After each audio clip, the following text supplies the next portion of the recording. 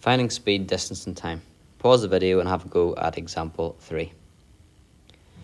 John cycles at 16 miles per hour. How long will it take him to cycle 80 miles? Or part B, 44 miles.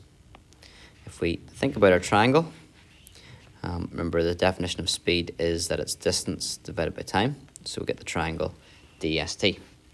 If we want to work out, in this case, we want to work out how long, the time.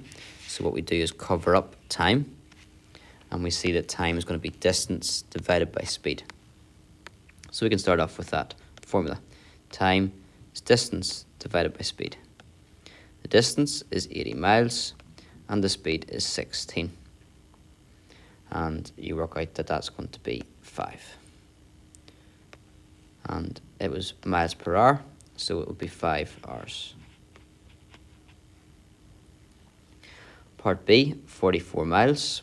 How long will it take him to travel that? Well, still time. So time is distance divided by speed. That would be 44 for the distance. The speed is 16. And you can do that in the calculator. It'll get you 2.75. Or if you have a non-calculator, you can just try to simplify this down. Divide it by 4, top and bottom, and you get 11 quarters. That is 2 3/4. So 2 3/4 of an hour. 2 hours, 45 minutes.